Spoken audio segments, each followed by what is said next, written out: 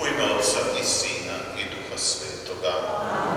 Milost Gospodina našega Isusa Krista, ljubav Boga Otca i zajedništvo Svetoga Duha, neka bude sa svima vama.